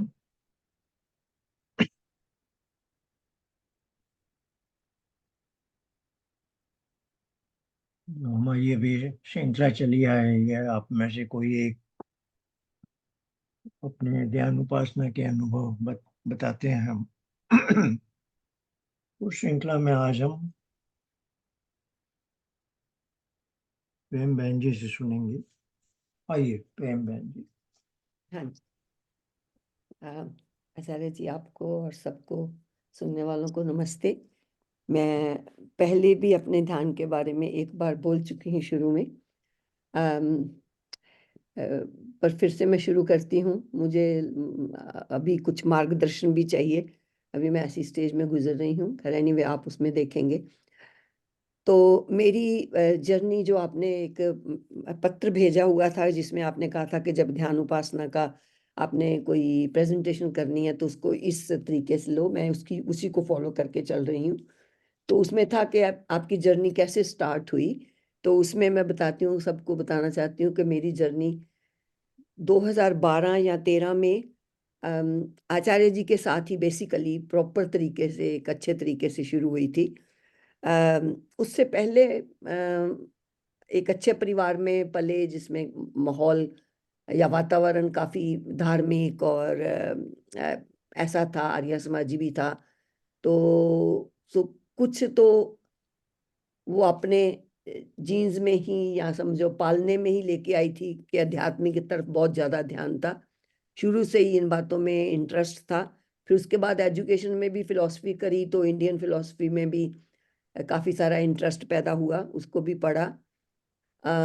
तो इन चीज़ों की तरफ, तत्व ज्ञान की तरफ, ध्यान की तरफ मेरा ध्यान बहुत पहले से था। और फिर योग और प्राणायाम, इसकी तरफ भी ध्यान था। और फिर आचार्य जी से मिलना हुआ, तो इनका प्रभाव शुरू से ही कुछ ऐसा हुआ कि मैं इनके साथ जितनी भी देर इनके साथ ये वहाँ इन्होंने हमें अपनी मार्गदर्शन दिया, मैं उसके साथ जुड़ी रही। पर वो अनफॉर्चुनेटली बहुत ज़्यादा लंबा नहीं हुआ। ये कह सकते हैं कि हमारा ही जो कुछ स्टूडेंट्स थे, उन्हीं का दुर्भाग्य था कि आचार्य जी जल्दी इधर, इनका वहाँ का काम खत्म हो गया और दूसरी जगह शिफ्ट हो गए, और हो नहीं, ज़्यादा देर चल नहीं सका। तो मैं उससे पहले ध्यान की तरफ मेरा ध्यान होता था। जैसे सुबह की संध्या, अर्ली राइजर थी, तो सुबह की संध्या और थोड़ा बहुत मंत्र पाठ और थोड़ा बहुत प्रार्थना, उपासना, उपासना नहीं कहूंगी, स्तुति कहूंगी, वो तो मैं करती थी। और काफी रेगुलर तरीके से ही करती थी कि सुबह जरूर उठना है, थोड़ी सी पढ़ाई भी करनी है, पहले संध्या भी करनी है।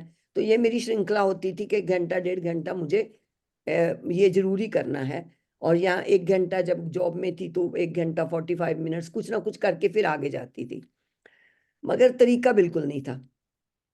तरीका मेरा उपासना का जो था वो खाली संध्या और स्तुति था कि ईश्वर के करना कि आप क्या हो, उसके गुणों का वर्णन करना। और उसमें मैं काफी, जब थोड़ी ज्यादा होती रही तो मुझे काफी उसमें आनंद भी बहुत आने लगा। जो मैंने पहले भी कहा था कि मैं बहुत बार ईश्वर से प्रार्थना करते करते, उसका धन्यवाद करते करते इमोशनल हो जाती थी। तो मुझे जब मैं हो जाती थी तो वो मुझे बहुत अच्छा लगता था। तो उसके बाद जब यो मेरा प्रोग्रेशन आचार्य जी के साथ इधर हम जुड़े, हमने प्रॉपरली पढ़ा, तो फिर मुझे ये ज्ञान हुआ कि जब तक चित्त वृत्ति निरोध नहीं होगा, तो ये खाली मैं अपने मन को लगा ही रही हूँ। मैं निर्विचार नहीं हो रही हूँ। विचार की श्रृंखला तो पूरी तरह से चल रही है। तो इससे जो रियली मैं अचीव करना चाहती हूँ, वो उसमें कोई मुझे लाभ होने वाला नहीं है। तो उसको फिर जब उसके आपकी क्लासों में सैद्धांतिक रूप को समझा, तो जैसे वेद जी ने भी पहले कहा था कि ये, लास्ट टाइम ही कहा था कि ये उसके बारे में सोचते थे, इनका जो डायग्राम था वो दिमाग में आता था, तो मैं भी जब ध्यान में बैठती थी तो शुरू शुरू में मेरा दिमाग इसी में रहता था कि अच्छा ये अब मेरी स्मृति वृत्ति आ रही है, अब मैं विमूढ़ स्थिति में हूँ, अब मैं विपक्षित हूँ, लाइक दैट। उसकी उसकी बारे में मैं सोचती रहती थी और काफी सोचती थी।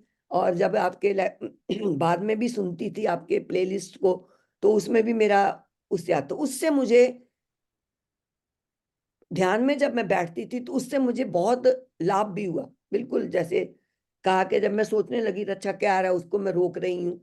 तो कुछ पहले, आज से कोई 7-8 महीने पहले मेरा बहुत अच्छा हो गया था। बहुत अच्छा इन द सेंस के 1 घंटा बीत जाता था। जैसे कविंदर जी ने भी एक बार कहा था कि बिल्कुल 1 घंटे के बाद अपने आप ही एक ध्यान ऐसे होता है कि जैसे कोई बता रहा है कि तू घंटे का मन में सोच के बैठी थी, तो अब हो गया है घंटा। और उसमें बाद में ये भी लगता था कि आज मैंने कुछ ज्यादा सोचा नहीं है। ये धीरे धीरे प्रोग्रेशन में ही हुआ था। और उसमें मेरे को कोई एक्सपीरियंस तो नहीं मैं कह सकती कि कुछ ऐसा खास हुआ, पर ये जरूर होता था कि मुझे बाद में पता होता था कि मैं बिल्कुल निर्विचार रही हूँ और मुझे बहुत अच्छा लगा है और मुझे समय का पता नहीं चलता। यहाँ तक कि कई बार मुझे लगता था मैं अपने आप को टटोलती थी कि मैं सो गई थी, जो मुझे पता ही नहीं चला। तो पर मुझे लगता है कि सोने वाली बात कभी नहीं होती थी ध्यान में। मैं बहुत कम ऐसा होता है कि जब मुझे नींद आती है या मैं थोड़ी सी डोज करती हूँ, तो ऐसा मुझे ध्यान में नहीं होता। मैं समझती हूँ। तो बहुत अच्छी मेरी स्थिति हो गई थी। और पर एक एक फीलिंग होती थी कि जैसे अब मैं किसी और जगह पे थी, अब किसी और जगह पे पहुंच गई हूँ। ऐसा ऐसा महसूस होता था जब जागती थी। तो तब मुझे एहसास होता था कि मैं अपने घर में हूँ, मेरे ये सामने ये है, इधर बैठी हूँ मैं। मेरे बेडरूम में ही एक जगह है जब मैंने नीचे एक गद्दा सा लगाया हुआ है।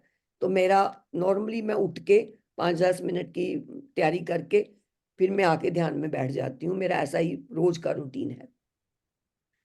तो तब मुझे, मैं कोई ऐसा एक्सपीरियंस आपके साथ कोई शेयर नहीं कर सकती। खाली एक मौन, एक शांति, एक पीस और एक नथिंग। और उसे उस घंटे में मुझे, उस वाले टाइम में मुझे कुछ पता नहीं होता था मेरे बाहर कोई आवाज आ रही है या नहीं। मैं बिल्कुल विंडो के पास हूँ, तो कोई ऐसी आवाज नहीं होती थी। उसके बाद पिछले साल में, अब मैं आती हूँ जिसमें मैं मार्गदर्शन की बात भी कर रही थी। मेरी सेहत में गड़बड़ मुझे पहली बार लगी। मुझे उससे पहले कभी पता भी नहीं लगता था कि मेरे को कुछ है। और काफी हैप्पी थी, प्रसन्न थी, पढ़ाई कर रही थी। तो मेरी पिछले साल कोई 8-9 महीने पहले हेल्थ को कुछ हार्ट की प्रॉब्लम की वजह से कुछ गड़बड़ होने लगी। तो उस वाली प्रॉब्लम में मैंने आचार्य जी को एक बार पर्सनली भी बताया था कि मुझे ऐसा लगा कि जैसे मुझे लगा कि ये मैं जो कुछ भी इतनी देर से कर रही थी कि मैं कुछ बदल जाऊंगी, मुझे शरीर से कोई मोह नहीं रहेगा, मैं निर्भय हो जाऊंगी, थोड़ा बहुत भय नहीं इतना रहेगा। तो मुझे ये रियलाइज हुआ कि मुझे मुझे कुछ भी नहीं है। मैं एक बिल्कुल ही एक आम इंसान की तरह जल्दी घबरा जाना, जल्दी सोचना कि कोई मेरे पास हो, परेशान हो जाना, चिंतित हो जाना, ये बातें बहुत जैसे जैसे मुझे घेर लिया हो उन्होंने। तो ऐसा होता था। उसके बाद मेरा ऑपरेशन भी हुआ। जब मेरा ऑपरेशन हुआ तो उसके, वो वाली बात ने मुझे एक तरह की खिन्नता दी, बहुत ज्यादा खिन्नता दी कि ये कुछ भी बात नहीं है। ऐसे लगा कि जैसे इन चीजों से विश्वास सा उठ गया है कि अभी ठीक है, सभी सभी की तरह लोग भी हर बार अपना दुख रोते हैं। अगर मैं किसी से अपने दुख की बात भी करती थी तो उसके बाद भी मुझे खिन्नता होती थी कि ये मैं क्या। इवन बच्चों के साथ भी अगर मैंने कुछ बताया उनको या कुछ शेयर किया कि मुझे आज ये हुआ, या मैंने लंबी अपनी बात करी, तो उसके बाद मुझे बड़ी खिन्नता होती थी कि मुझे कुछ लाभ नहीं हुआ। ऐसे लगता था कि मैंने ये सब जो मतलब जो मैं अचीव करना चाहती थी वो तो कुछ भी नहीं मिला, वैसी की वैसी हूँ, आम आम इंसान की तरह, एक बिल्कुल ही। इस मेरे से ज्यादा बहुत लोग ब्रेव हैं। My husband was not very well, तो मेरे को लगता था कि वो उनको धर्म धुर्म में कोई नहीं था, वो कभी ना संध्या ध्यान कुछ नहीं करते थे।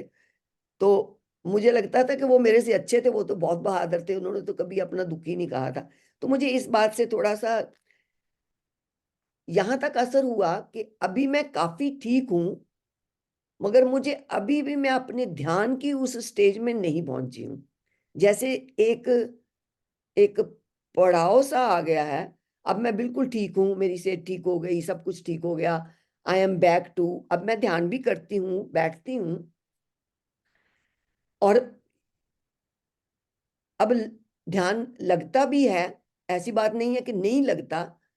और मगर फिर भी ऐसा लगता है कि जैसे अभी मैं वो अपनी पुरानी स्टेज पर नहीं पहुंची हूं, क्योंकि एक उतनी उतनी ज्यादा सतर्कता से ध्यान की तरफ नहीं बैठती।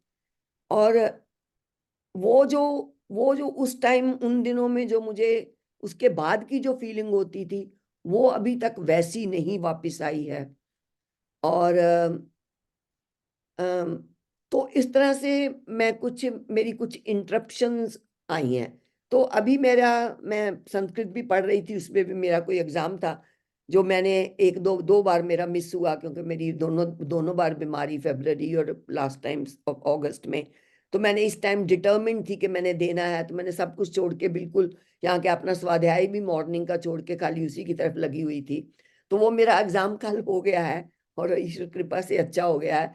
तो तब मैं अपने जगह जगह लिख के रखा हुआ है कि मैंने आचार्य जी के प्ले लिस्ट को दोबारा से सुनना है। मुझे ऐसे लगता है जैसे मैं बहुत कुछ उसकी जो गहराई है उसको भूल चुकी हूँ, या वो मेरे उसमें नहीं है। तो मैं अब कल से आचार्य जी, और मैं ये भी बात कहूँ, अभी अभी आपका एक ही लेक्चर सुनने में मुझे एक डिफरेंट तरह का, अभी ये बात सुनने में जो आपने बुद्धि के 3 स्टेजेस की बताई है, जो जितना भी 1 घंटे का मैंने लेक्चर सुना है, मुझे ऐसे लगा है कि मेरी रिलीज जो दोबारा से है वो आपके लेक्चर्स को दोबारा से सुनने में है। मैं स्टिल स्ट्रगलिंग फॉर चित्तवृत्ति निरोध, एंड एज आई सेड कि मुझे लगता है कई बार कि मैंने सैद्धांतिक पक्ष को भी मैं भूल गई हूँ, but I need to work on that.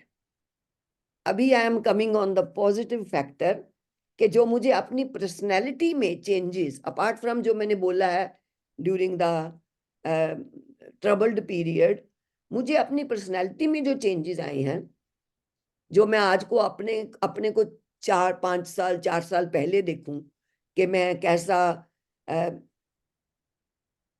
परिवार और बाहर और लोगों के साथ और मेरे मन में मेरा व्यवहार कैसा था, तो वो मैं जरूर कहूंगी और पॉजिटिवली हैप्पीली कहूंगी कि उसमें मुझे लगता है कि मेरे अस्तित्व में, मेरे स्वभाव में बहुत सी चेंजेस हैं जो मैं खुद महसूस कर सकती हूँ।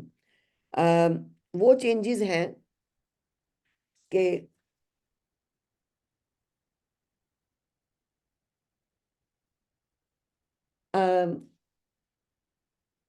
एक तो मैंने मैंने जजमेंटल, या मुझे किसी का रिएक्शन जो है, किसी भी बात से रिएक्ट होना मेरा बिल्कुल बहुत थोड़े क्षण के लिए है अगर है, वरना इट इज कंपैरेटिवली नील। मेरे को कोई फर्क नहीं पड़ता कि मुझे कोई कुछ कहा है या किसी ने ठीक बात करी है, या वैसे ऐसा होता भी कम है भगवान की कृपा से, मगर कुछ ऐसा फर्क नहीं पड़ता है। मैं उस मामले में बिल्कुल शांत हूँ। मुझे घबराहट भी कभी नहीं होती है इस बात की कि मेरा काम ये होएगा कि नहीं होएगा, मैं कहीं जाना है तो वो जो हैबिट से पंक्चुअलिटी है वो है। जैसे आगे गुस्सा आ रहा है, कोई मेरे को देर करवा रहा है, कोई काम नहीं हो रहा है, तो वो मेरे अब ये गुस्सा वगैरह नहीं आता।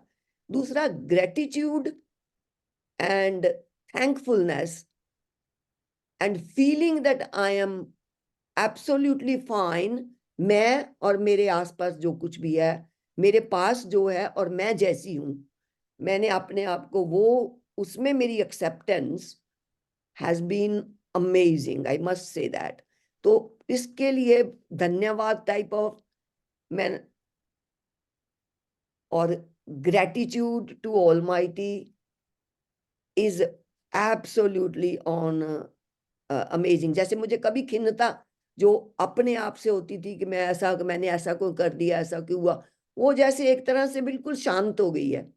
जजमेंट्स भी शांत हो गई हैं, और गुस्सा और वो भी बिल्कुल शांत है। ग्रेटिट्यूड हाईएस्ट लेवल पे है। और मैं सो थैंकफुल हूं कि मुझे ऐसा लगता है कि मुझे कुछ और चाहिए ही नहीं। और मुझे यहाँ भी है कि जैसे मैं कह रही हूँ, मुझे ये लगता है कि मुझे ध्यान अच्छा करना चाहिए, पर उसमें अब मुझे में ये नहीं है कि क्यों नहीं है। मुझे लगता है कि ठीक है, जो हो रहा है वो बहुत ठीक है, हो जाएगा ठीक, कोई बात नहीं, ऐसी ऐसी फीलिंग जो है वो बहुत है। सो पर्सनैलिटी में बहुत बहुत पॉजिटिविटी नजर आ रही है। रिलेशनशिप में बहुत शांत स्वभाव हो रहा है, और मगर ध्यान में अभी गड़बड़ है। तो मुझे लगता है कि शायद अगली बार कहूंगी तो शायद ठीक होएगा। This is all I can say Acharya ji. Thank you very much. Sorry.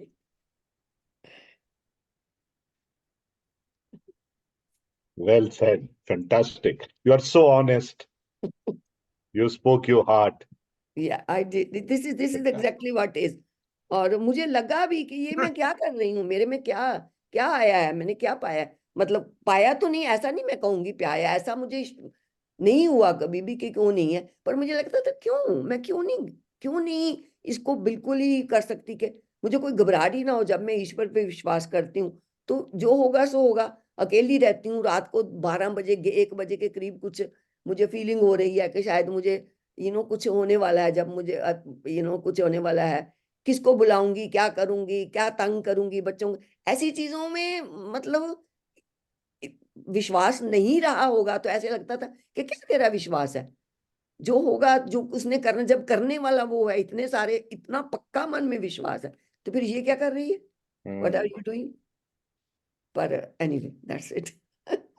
आचार्य जी ने एक बार कहा था, मैंने इनको फोन लगाया अमेरिका में, ढूंढ रहा था मैं इंग्लैंड में, तो इनके बेटे से बात हुई उससे आचार्य जी को, तो कुछ अजीब सी बातें थी। आचार्य जी ने कहा नहीं, ये मैं इन बातों पे विश्वास नहीं करता, ये वो करके। तो आचार्य जी ने कहा, कविंद्र जी ये एक सफर है और ये एक ट्रेन है, इसको आप पकड़ लीजिए। अब वो आपका स्टेशन कब आएगा इसको ये केवल वही जानता है। वो मुझे तो खिन्नता नहीं है सर जी। आप इतना मतलब इतने ज्ञानी लोग बैठे हैं, इसमें कुछ आप किस लेवल पे पहुंचे हो ये आपके हाथ में भी नहीं है।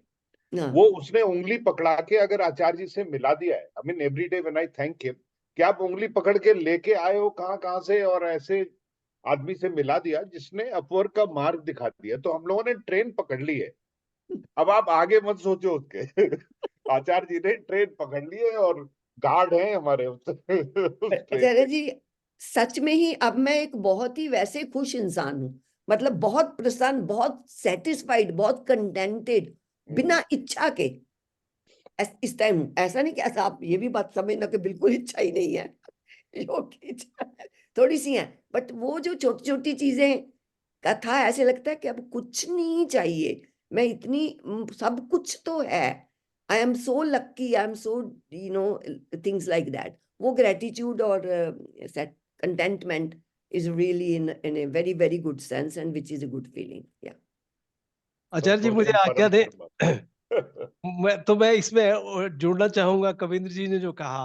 आचार्य जी एक दफा आचार्य जी ने एक दफा कहा था कि आप जब अपने आपका कार्यक्रम है सिर्फ चित्त की सफाई में लगना और उपासना में जाना, तो ये कोई पता नहीं रहेगा कि जब आप बिल्कुल विशुद्ध चित्त से बैठते हैं तो किस वक्त आके वो विशुद्ध चैतन्य आपके चित्त पे छाप दे।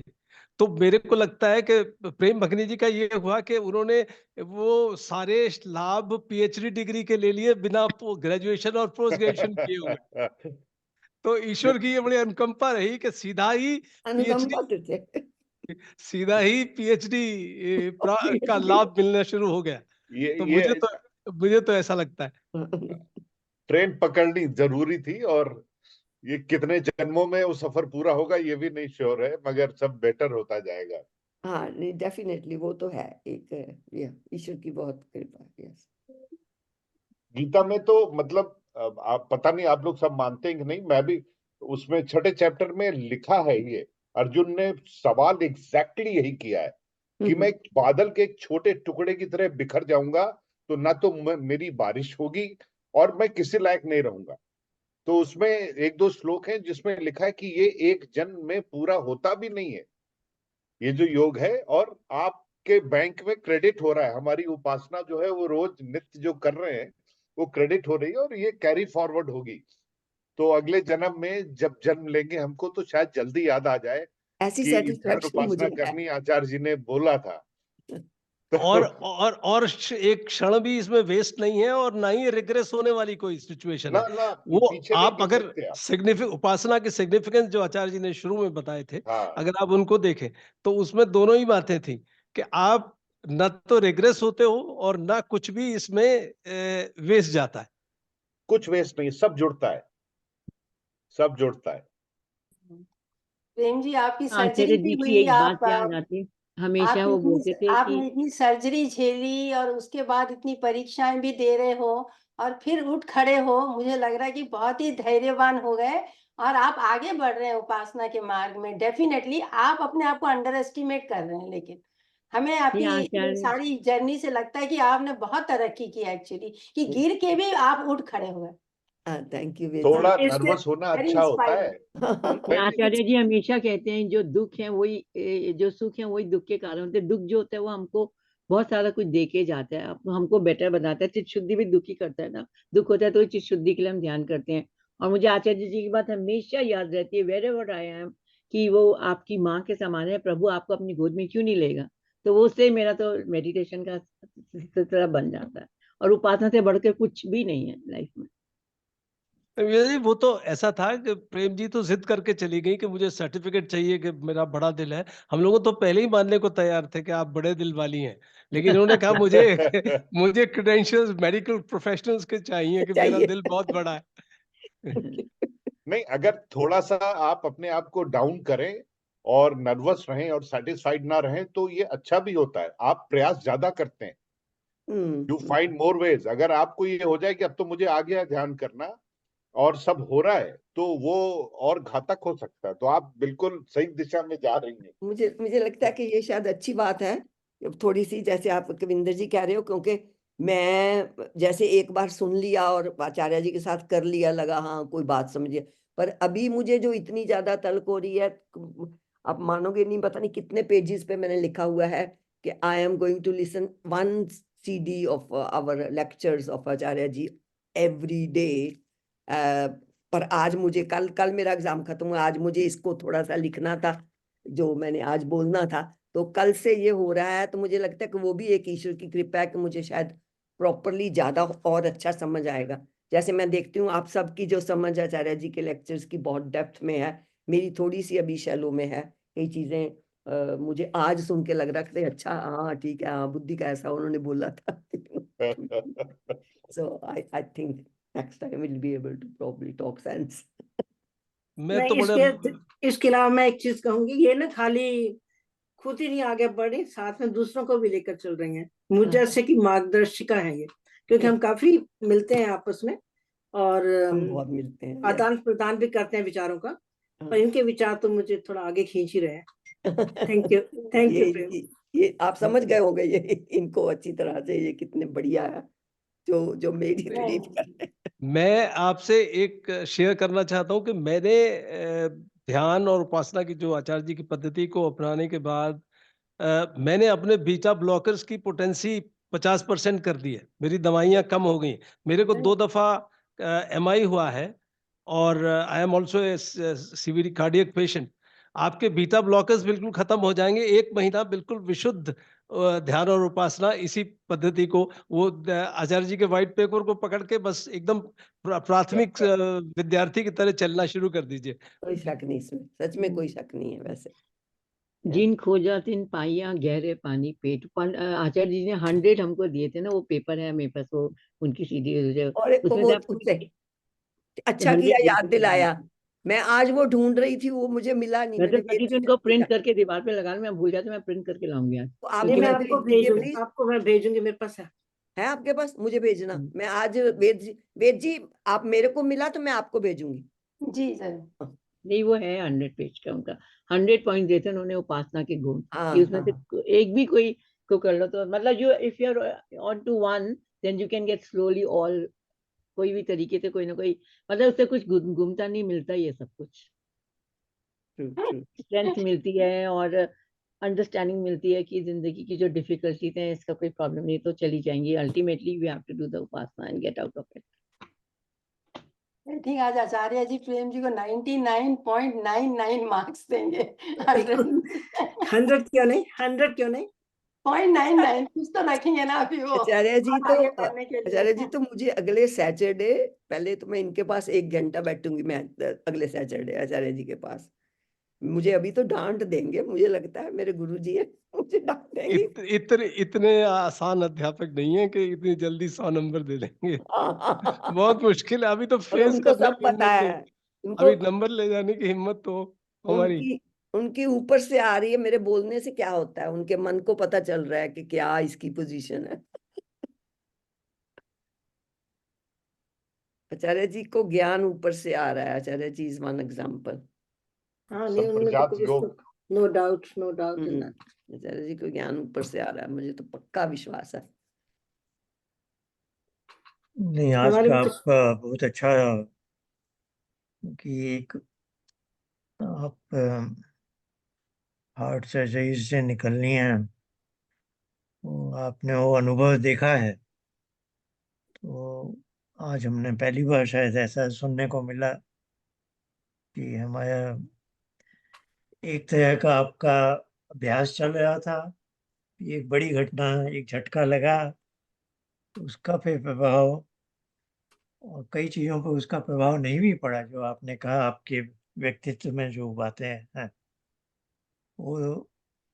लेकिन हाँ, आपका ध्यान के अभ्यास में जहाँ जिस गहराई तक आप पहुंच गई थी, अभी वहाँ वहाँ नहीं थोड़ी सी पहुंच पा रहे हैं, इसके कारण एक तरह की उद्विग्नता है, पर आपके अंदर आत्मविश्वास है। और उस समय जो आपने अंदर से जो डिविडेंड पा लिए थे व्यक्तित्व वाले, वो तो है ही, वो थोड़ी छिनेंगे कभी। उन्होंने हेल्प भी किया आचार्य जी, बहुत हेल्प भी किया, क्योंकि नॉर्मल सर्जरी जैसे मुझे उन्होंने कहा था उससे थोड़ी सी ये कॉम्प्लिकेटेड हो गई थी। उसके बाद मुझे फिर से 15-20 दिन हॉस्पिटल में रहना पड़ा। थोड़ी 1-2 इश्यूज बन गए थे, जो कि पहले वो कह रहे थे कि नहीं तू बहुत हेल्दी है, कोई जरूरत नहीं है, यू विल बी फाइन। तो कुछ चीजें हो गई, तो उस वजह में मैं ये भी कहूंगी कि उससे मुझे हेल्प भी हुआ, क्योंकि मैं जब तो एक जब तो मैं कहीं होती थी, लाइक मैं हॉस्पिटल में हूं, तो मुझे कोई परवाह नहीं होती थी ज्यादा, ना मुझे कोई तकलीफ भी नहीं ज्यादा होती थी। ये जो मुझे अकेलापन था, उसको जिसमें समझती थी कि मैं तो अकेलेपन में, मैं तो I live alone but I am never lonely, उस लेवल पे, या जब मैं अकेली थी तो घबराहट में कि क्या होगा, उस जगह पे that was one point where I used to feel कि मेरे को ज्यादा थोड़ी घबराहट होती थी। पर जैसे इस बात से मुझे, अदरवाइज मैं हॉस्पिटल में हूँ, वहाँ जो चल रहा है, तो मुझे टाइम निकालने में, वहाँ करने में कोई इतनी ज्यादा घबराहट नहीं होती थी। बस फाइन, मुझे काफी विश्वास था। मैं अपना वहां भी बैठे बैठे मैं ध्यान चली जाती थी, इसमें भूल जाती थी अपना, कोई भजन की धुन धुन लगा ली दिमाग में, या गायत्री मंत्र की धुन लगा ली दिमाग में, तो मेरा टाइम बड़ा अच्छा कटता था। मुझे ऐसी कोई, पर हैविंग सेड दैट, ये साथ में जो चीजें मैंने बोली हैं वो भी थी उससे पहले होने में, और उसके के क्या होएगा, और थोड़ा सा जो भी था, मतलब yes, pass through that period. चलिए, आपका ध्यान उपासना का अभ्यास आगे बढ़ेगा।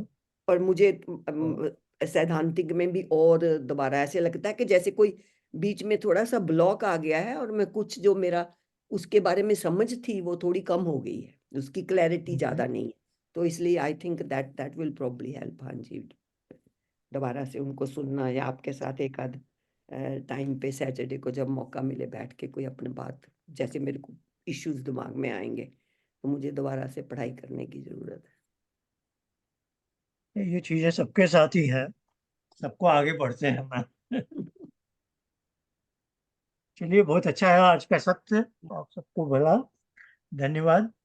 और अब हम यहाँ समाप्त करते हैं। कोई बहुत वैसा प्रश्न तो ले लेते हैं, नहीं तो आप सबसे विदा लेता हूँ। अगले महीने मैं प्रवास पर हूँ, तो अब हम शायद अप्रैल के महीने का मिलेंगे, नहीं मई, ये अरे मार्च का मिलन है, हाँ, तो अप्रैल में संभव नहीं होगा, मई के महीने में। आप सब अपना ध्यान रखें रवि जी, और आपको नमस्ते रहिए, शुभकामनाएं आपके और ईश्वर प्रवास की के कृपा लिए सब जो पर आप बनी है। जा रहे हो। हाँ जी, ऑल द बहुत बहुत बेस्ट। धन्यवाद। फिर मिलेंगे। धन्यवाद बहुत बहुत। धन्यवाद आपका। आज का भी टॉपिक बहुत अच्छा था, बुद्धि के बारे में फिर से।